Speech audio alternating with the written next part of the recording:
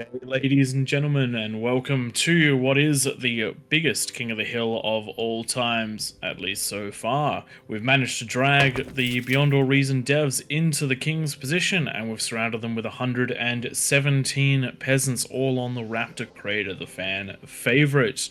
This is a game from our 1 year anniversary. If you haven't had a chance and you're interested in bar, check out the videos we're about to put out around the interviews with these fine fellas that have been put in the middle. Joining them is Twig and Tank Tom. Unfortunately, I'm not in the middle because there was not space for me. Instead, I casted it live. So if you want to see a different perspective of this one, feel free to check out the live streams. So, King of the Hill.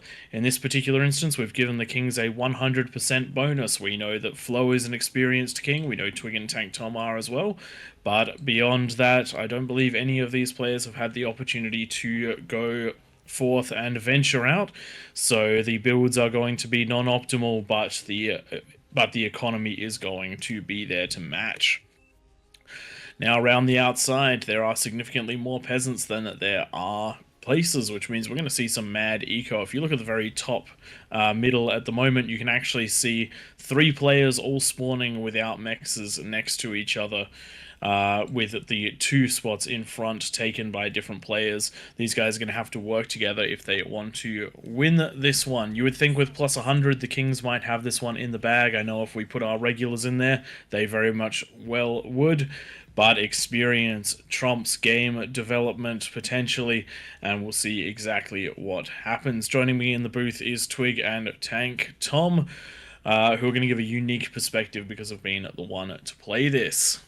Of course, I'm up against the likes of Maladay, Hot Potato, somehow even Victor, all these super high OS players.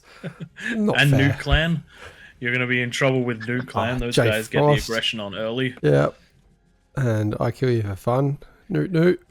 Nice to see you guys there. But yes, that is freaking challenging being up against those King of the Hill experienced players. We got some other higher ranked players, the enemy up here in the top left. There's just players that we recognize. Duffy down here, bottom left. A lot of experience everywhere. Yeah, we've got our work cut out for us in the middle. This game. The biggest thing is, was that 6 of these players have never played King of the Hill before. So after their interviews, and shout out to each one of these people, as well as a couple more that were in the live stream for interviews.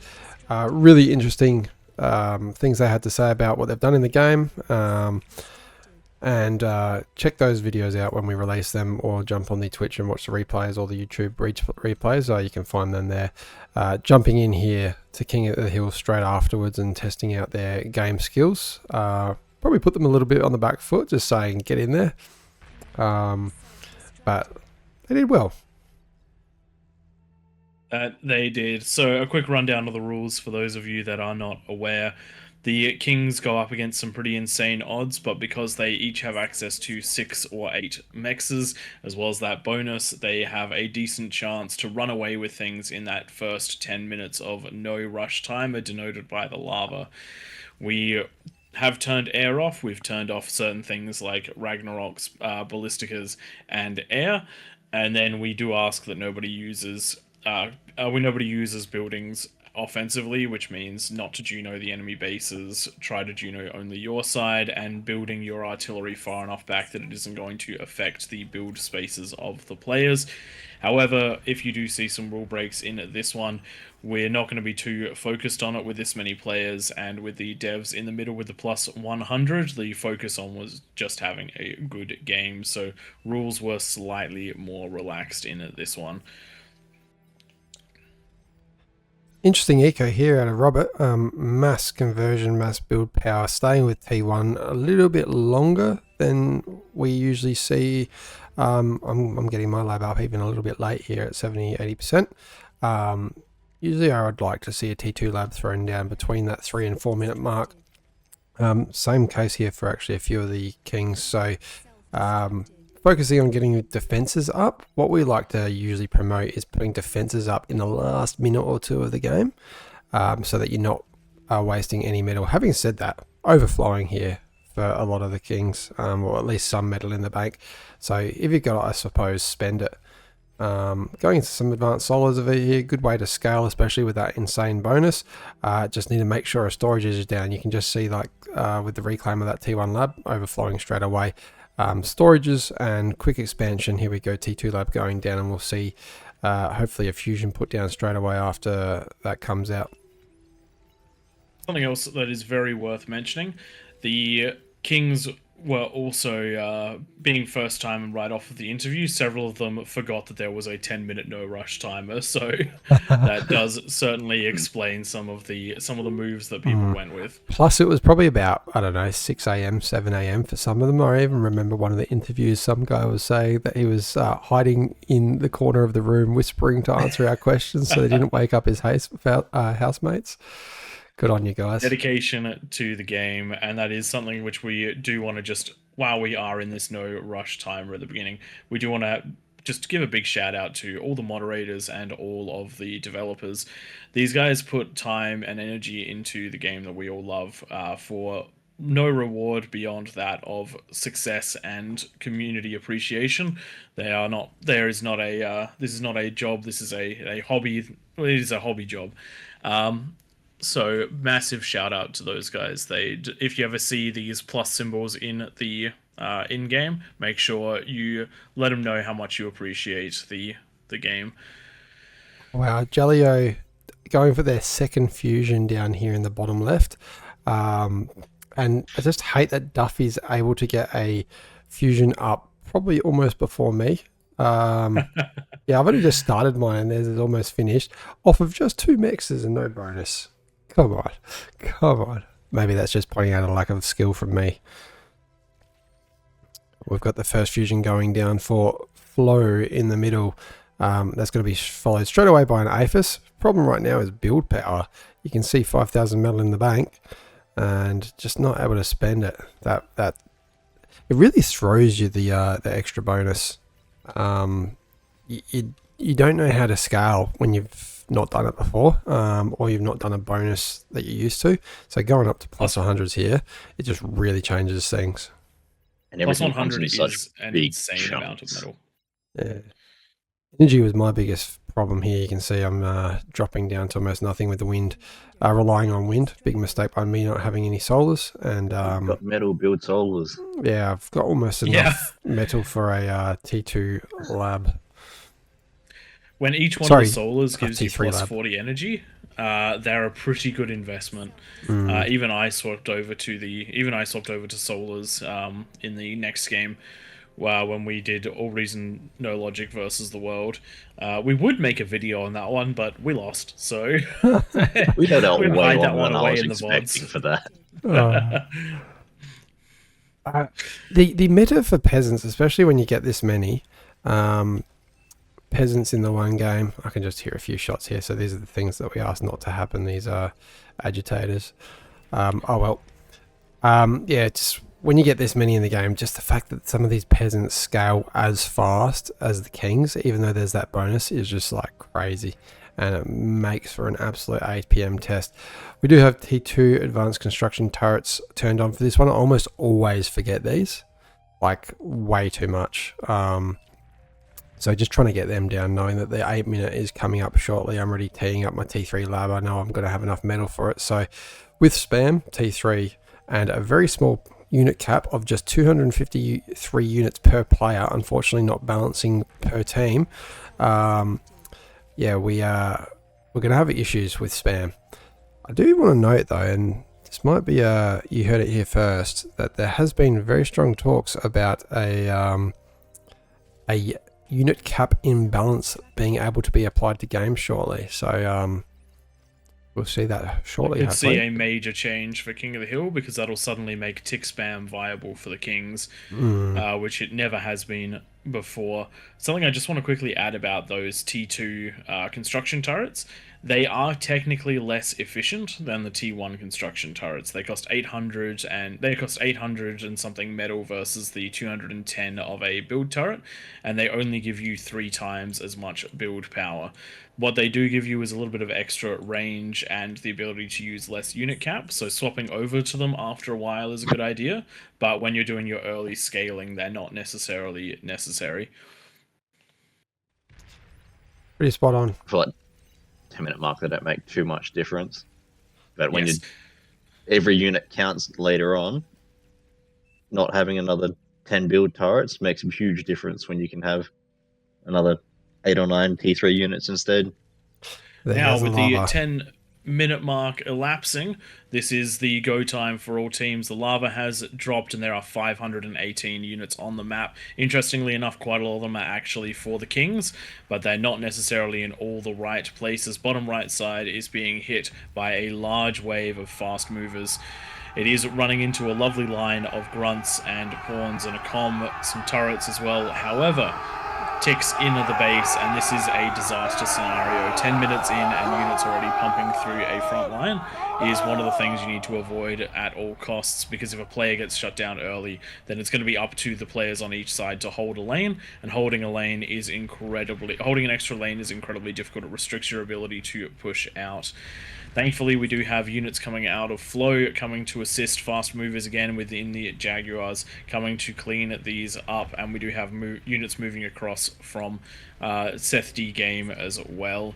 These guys, whilst they may have been a little bit slow off the punch for a regular Kings match, they most certainly are not slow to cover each other's lanes, and that's something which even some of our more experienced Kings sometimes fall behind in. When you get locked into your zone, it can be very hard to pull away from it, but we've seen a good cleanup here. Got Kagi's moving to the left out of Aurora. Aurora has got already 2 fusions up, not overcommitting to eco, getting those units out, and hopefully we see them climb up over the hill shortly. Yep, they're going to be pulled. There is a couple commanders out there. I do know Mazza is going to be there ready for the D-guns. Rovender I haven't seen before. What are we going to get? What are we going to get? And while they're climbing up, I'll just give a shout out to Aurora. Aurora is responsible for the overhaul in the bug reporting on Discord, which is, I wouldn't call it a completely thankless job, but it isn't one that will grab a lot of community attention. So I do want to say a big thanks to Aurora for making those systems as good as possible for the team and for the users. That sort of thing is worth every second that's spent on it. So if you ever have a bug report and it goes smoothly, you can thank both the person dealing with the bug and Aurora for helping it set it up in its current state. Good work keeping those Kagis away from the commanders. Commanders obviously being limited by how much energy they've got to walk around. You can see Mazza's commander disappeared. D-gun down the hill. There we go. Oh, that's dirty. That's dirty. That was basically a double nutmegging. Oh gosh. Oh, that's excellent. And that allows the Kagis to get up. Early game, the Kings can do some wonderful T3 shenanigans. But the flip side is that the peasants have so many comms to deal with it. So if you can move your way past those comms, wow, these triple units can hit. get a huge amount of damage done. 3 comms going down together. If you are going to chase down T3, try and keep your commanders a little bit apart. The closer you are to an explosion for a commander as well, the more damage you're going to deal. So the epicenter of an explosion deals more damage than the outside. Looking down a little bit. Big push coming in towards the Kings at the moment on the bottom left. We have 2 Razorbacks backed by some spam. They've managed to find themselves a hole and they are walking themselves in. Question is going to be how good's the target priority just here. Build power needs to go first, which it looks like it's about to be. There we go. Build power. Oh, it hasn't changed. There we go. There's the chain reaction. 2 to chain that build power. Oh, I'm going to go for the conversion. And then going for the conversion afterwards is critical. One of them taken down, the Tsar getting ready, trying to spin its turret for that next shot. AFIS down. No! Oh no! It is not good. Not a good start there. Who was that went down? That was Zephyr Skies. Yeah, Zephyr the one Skies. that was actually responsible for getting a lot of these devs in the game. So thank you very much, Dev. Sorry that you were the first one to be targeted by T3. That is not fair. Unfortunately, you did get the bottom left lane, which is always known for being a bit of a powerhouse. Usually it is the top left that's the strongest, but the bottom left seems to survive at the longest. Good D guns here That at is- brand time. Oh, there's invisible tank in the right in the bottom right Yeah. king They've space. been consistently Build getting power. those off. I mean, Oh no. So one of the things that it's really worth doing if you're a peasant, once you crack a base, do whatever it takes to keep them from getting that build power back up. Every time you rinse them back to no build power, it's about 2 minutes before they're really an effective king again. So every minute and a half or so that you can make your way in, you're going to absolutely cripple the kings. Why am I telling you this? I like playing kings. Don't do that. Once you kill a king, leave them alone for like 45 to 50 minutes. make sure you target things like their defenses first, go for their walls. Exactly. Spend you can heaps go of for a time lab, just that's killing really all good. of the walls. And once you've killed the defenses, don't go for the eco, just move on to the next player. Killing defenses wins games. Got more So the last things you invisible. want to go for is the build power and the conversion. Yep. Don't send your comms in to reclaim and degun things. All of that stuff is bad. Hagi's Sorry. still pushing well on the left. Probably the only place that's really been pushed nicely. A few peasants I mean, going down top there. side's being I'm pushed well. getting out the top Yeah, side. but it's you. Give me No one some cares credit. about. No one cares about you, Tom. This is about the devs. This game. Me and you don't count. Just ignore this quarter here for now. Actually, no, I'm pushing. Let's look over here. I know why. I watch this game. I know why you're telling us to ignore you guys. Yeah. But we're not going to do that. We're going to look at all of the demons, and they're pretty fire moving up there. Unfortunately, Twig's lack of control means that they're not targeting those comms down well enough. Oh, they got them all. What are you talking about? I can predict the future, mate. And yeah, Really using big the egos to clean up here. Something which is really worth knowing, no matter how confined the space is, don't interlace your conversion with your wind. Keep them separate at all costs. Even if you have to build blocks upon blocks of wind with only small separation between them, do not link them up with the conversion, because as you saw just there, that absolutely cleared that out and gave the demons free run into the next set of bases. yeah, unfortunately, there I didn't work with those last few properly. Dear. Oh dear. They got cleared up. Got some Razorbacks pushing the other direction here, going to hopefully clean up these pawns, but we've got the commander coming down. We're going to get a lot of D-guns this game. There's a lot of commanders to D-gun as well, though. Yeah, they are quite disposable in this game, the commanders. For the peasants, that is. We got some more invisible tanks in here. Is that going to go for the conversion? Why wouldn't you go for the conversion? Oh, I'd 100% go for the conversion. It only takes a handful of shots. Gremlins have a wasted DPS opportunity. of 87. It was 2 or 3 shots, I think, will pop conversions. And the conversion only has a health of 560, which means that about a second and a half from all those tanks will destroy a conversion, which I think equals out to 5 shots. We're really dominating with these Kargis still on the left. Another commander just going down. Unit cap becoming a problem for a few of us. I know I've hit it myself. You really need about 400 units as a king to be able to get the spam up and around the one of your ramps and into a back corner. Otherwise, the build queue is just going to be, yeah. Just you wait. If there is a change to the unit cap, we're going to give kings 25% of the total units, and that will absolutely change That will the be game. glorious. Yep.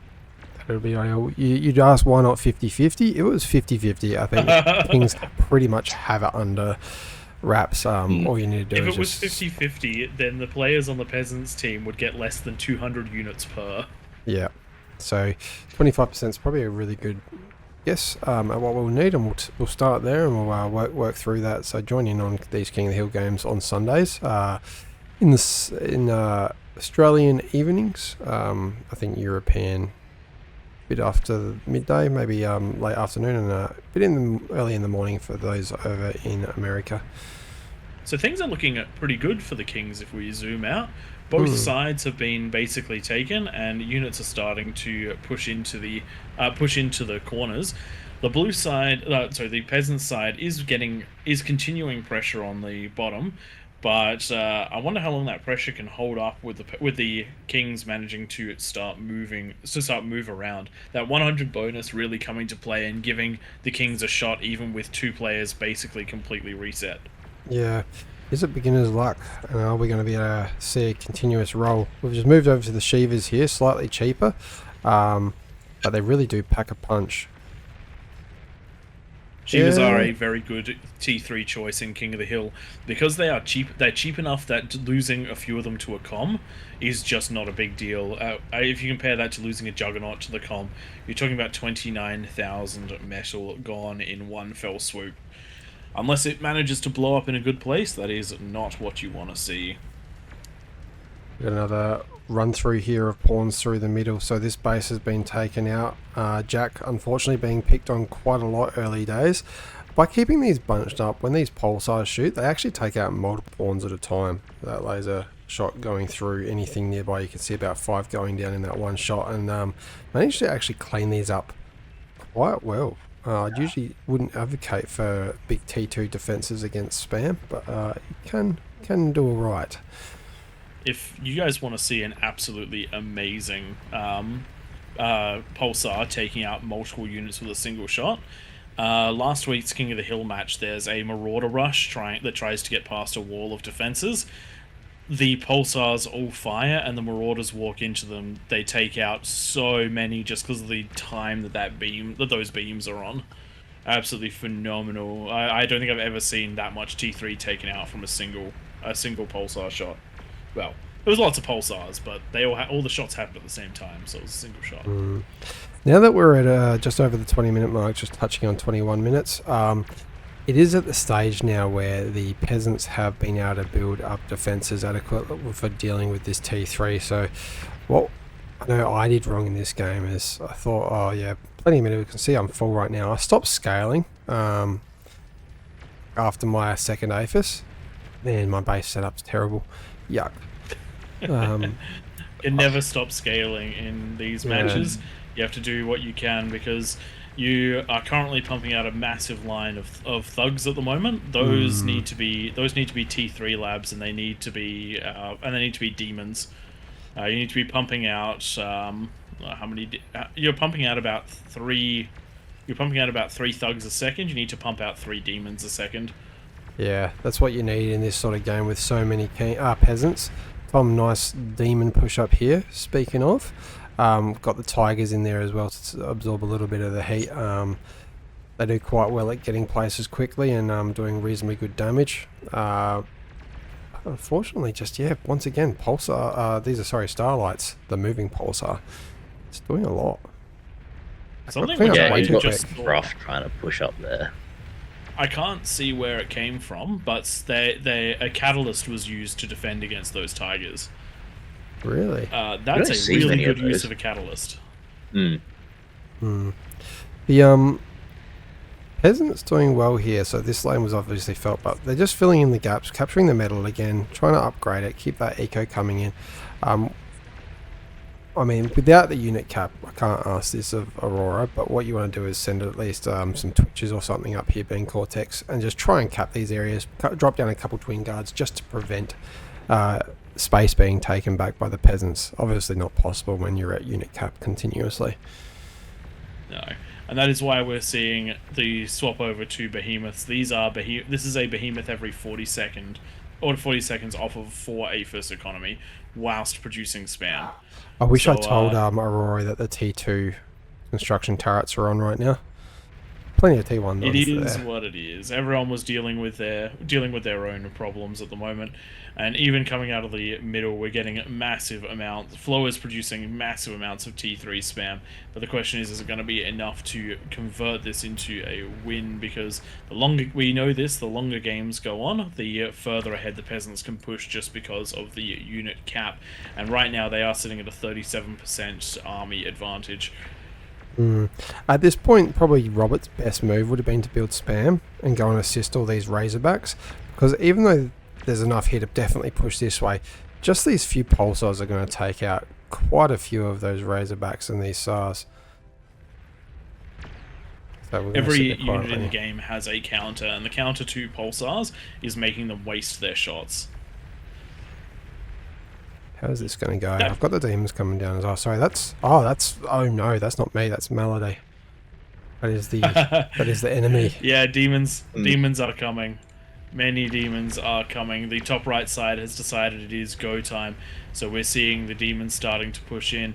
How are those egos And looking even for the though peasants? Twig is doing a decent job of catapulting his way up the ramp, when these players come online, it is going to be more than just one ramp can hold. So yeah, quite massive ecos in each of the corner. We got, yeah, it's that about 9 AFS up there. I've just started going into catapults. I definitely should have gone a little bit harder. I'm just blind firing, knowing everything's around here. I know when I see invisible stuff with these Karganaths, just shoot and hope with the splash and the spray that these catapults do. Oh, that was huge! Is that a scuttle? Ormot Nice. just scuttled my catapults. That's how easy those goes down. He just got about 9 catapults with 1 scuttle. That was the turning point. I was completely comfortable in this lane. I was just getting to the stage of building up a bit, but yeah, those catapults going down, meaning I don't have that long range fire support. One of the Okay. crazy things is that you were almost in an excellent position there. You just killed the 2 comms on the high ground. You just cleared your way to start pushing up properly. Got a But jug. without those catapults, the pushing power is not going to be there. Yeah, no, I stuffed up by not having. I probably should have had about double the eco right now. You can see I still am on just the 2 AFS because with reclaim and everything, I wasn't feeling like I needed to expand on the eco. But yeah, it is what it is. One of the challenges is balancing your eco to how much you can spend. You want to be trying to spend as much as you possibly can and matching your eco to whatever's required for that.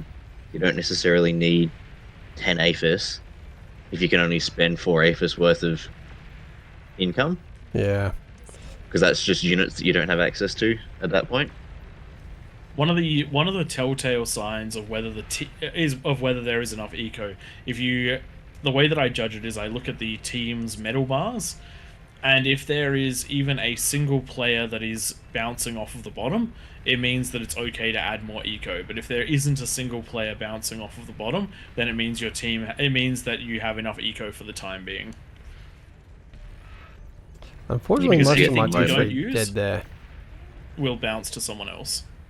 I'm just paranoid of losing this jug to a D gun.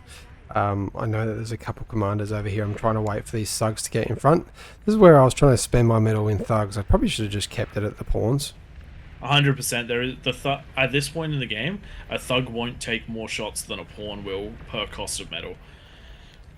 Yeah, they're going to go down pretty quickly. In the T2 phase, I can understand this, but when you're on T3 phase, like that shot there that shot that we saw just a moment ago from Cage's catapult took out 7 thugs, and the thugs are being shot by snipers as well. So it's definitely an investment in metal that is massively overkill for what's actually going to be achieved. Let's take a look a little bit to the left, Tom. Bit of pressure now coming out of your ramp and up against You Be Dead. I'm worried he's going Dead's to be done dead. well to keep this side alive, but right now with the pressure of vanguards, with Sheldon, with catapults, it's going to be up to Tank Tom and Aurora to start moving towards that top side and defend. Plenty of income between the 8 fusions, but not enough conversion. Only spending 11 to 14,000 energy, but producing 24,000. Yeah, really unfortunate that Razorback didn't just hit that construction turret field. So now these Sheldon's got to try and wear down this shield again. With the bulwark here, they might be enough to scare him off. And just by shooting the lab, there we go. Watch this. That goes down. How much quicker this is going to fall now. Having said that, Behemoth. This all dies to Behemoth. It does all die to a behemoth. Very slowly, though. And you can see that top side above we're now spread rather thinly, trying to cover as many ramps as we possibly can without them mass pushing through. It's alright, Tom. You play this every week. There's no chance that you're going to be the one who falls. bottom side, Kings tried to push out with a large number of Titans. Unfortunately, just too much here, even for the Titans to push through. It is nerve-wracking down on the bottom right. We've got a bunch of Vanguards coming out of... I cannot read that name, sorry. That is quite the firing squad they've got there, isn't it? Luckily, Juggernaut has come down to save the day there. That is going to take a while to kill, especially while it's moving around. We do still have no king in this position here. Unfortunately taken out for a better part of the game. Where is all the action? Everywhere. Everywhere at the moment. Though it feels like it's mostly inside the ring. The peasants have done their best to push out, but it is now the time of the peasants, and the best thing that the Kings can do right now is let the peasants try and push in, then try to bounce the attack back. If you can clear a main force, it will take the peasants a while to build up, even at the level of economy they're at now. And so you can then use the fact that you're a single player who can generate a lot of units to push back and try and break at that point.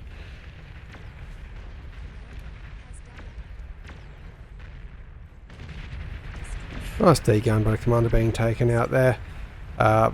Aurora definitely doing very well throughout this game, constantly putting pressure on.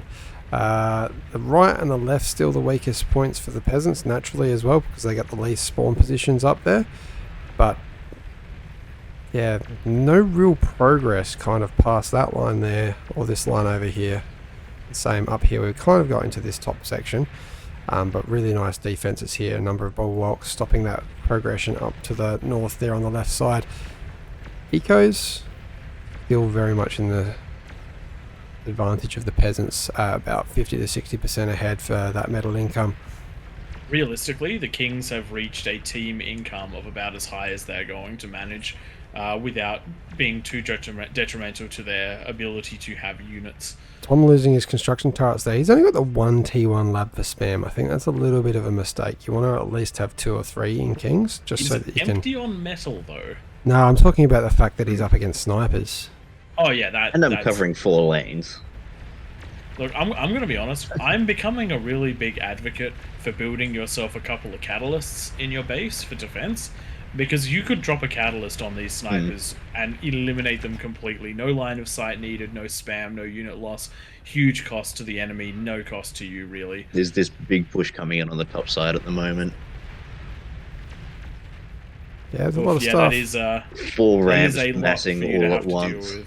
I do like to see all these res bots out of fuel as well, just coming in. Oh wow, Razorbacks in your base, Tom.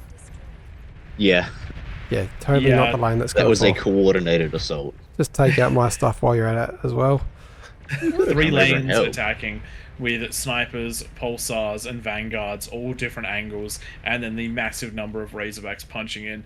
There's not a lot you can do about that without help from either side, and unfortunately, all the players had their own trouble. Twig getting pretty close to taking out an eco corner at the moment, but unfortunately, with the units funneling in from Tank Tom's base, it's probably going to turn into a bit of a problem for you. Yeah, this is where the thugs are slightly better against the Kargis. They do take quite a few shots to go down. Those Kargi bullets are very accurate, or missiles I should say, but don't do heaps of damage, and this is not good seeing Flo's base go down. I do enjoy the accurate missiles. Just like that. That is chain reaction. So very hard to do as King of the Hill, but if you select a thing like this APHIS and hold down space X, you can see the explosion radius. It's massive. Oh wow, the explosion radiuses are even bigger for this this game type. Wow. Did not realize that they were increased. Could that be to do with making that might be a requirement for the advanced construction turrets to chain react with one another? Yeah, potentially. Yeah, so that was a problem we originally came down across. Kings were winning a lot of games when the T2 construction turrets were turned on because they could just heal everything faster than it was dying. They weren't chain reacting. Well, it's not just they didn't chain react. When they exploded, they didn't do damage to the turret next to them, which meant that you could get harassing forces in. Like you get 100 ticks in to try and take on a block of 25 construction turrets. and you might be able to take out one or two before they all got eaten. And there was just no additional damage done because there was no chain reacting. A bunch of them would be low, but that'd be it. So we did our best to fix that one up. But with the kings being caught out, they've dropped to just over 1,000 metal income, and that's going up against the 10,000 of the peasants. So if the kings want to win this one, they're going to have to trade at a rate of 10-1. Yeah. A lot of hope needed at this point in the game for the Kings. The devs did really well to defend against this many peasants, and first time in for most of these. Raw did really good, like so many behemoths produced. Unfortunately though, we just couldn't break anywhere. Like, we couldn't properly break anywhere. Like you're saying, maybe that top right corner we could have got into, but Tom having to cover so many lanes, didn't have the option to even come and assist me pushing up there. And now with Flow out of the game, there's no supporting force for any of these kings. It's a matter of help yourself, defend your own lane. A lot of titans out here and catapults for Surf. If only they'd been able to make their way forward just that little bit more. Those catapults could do so much damage to the high grounds.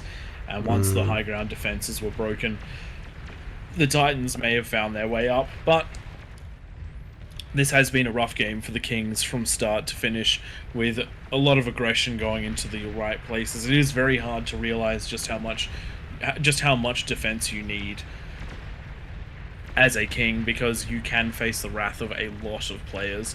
It also is lessons learned what units need to be there to defend and whatnot. But without having the prior experience, the Kings have done incredibly well in this one. Only one real base left standing, and that is from Robert the Pie. The couple APHIS there, only at 50% health. If we can get one or two shots on from a catapult at distance, or even maybe, oh, look at this, we're not even going for them, we're going for the commander. That is hilarious. Unfortunately, the chain reaction out of, oh, that was so close, 25%. Oh no. The chain That reaction would have been awesome. from those conversions, and there goes my base in the background there. It was a close one. Top right corner, it was a close one. Top left, self-detonating. They know the wind's coming, so why not look at the fireworks while you do it in celebration? One of the greatest parts about Bar is just how well they've done beams and explosions, sound, lighting, risk-reward factor. It makes every game feel exciting when you can pop an APHIS in the middle of someone's base. It's so satisfying. I actually prefer getting the crazy chain reactions of wind when you come across someone in the Supreme Isthmus eco position where they haven't spaced if they've gone the wind building strategy and they didn't space their wind out quite right. Oh my god, watching the fields just burn. Mm-hmm. Two commanders left on the right. We've got an AFK commander. I'm thinking when these APHISs go pop, that commander's going to have a little nap. There we go, and we've got just one left. Nice and defended by those behemoths, but with the vanguards raining down, it will not be long for the world. And there it goes, very nicely done by the devs. But as was to be somewhat expected and also hoped for, the community has taken over and shown that it is their game and that they love it and that they will win it. Good job, peasants, for taking the throne in this one. It was an absolutely amazing night with all of you there. I really hope you did enjoy the insights into the upcoming artwork, into the upcoming changes with Legion, potential future things coming up. Massive thanks for the devs for joining us on this one. It was just incredible. Hope you enjoyed this one, and if you did, like, subscribe, comment, jump on the Discord as well. We reached almost 200 concurrent viewers for the streams for the 1 year. Hopefully by our next 1 year we'll at least have doubled that. So if you do enjoy our stuff, we do stream this Wednesdays and Sundays, 9 p.m. Australian Central Time. So jump on the line. If we get a big enough audience elsewhere in the world, or anyone that does want to play with us from any other collab options, we're happy to do something in their time zones as well. Alright guys, thanks for joining us. Hit that like and subscribe button, and we'll see you on the next ones. See ya. Catch you next time.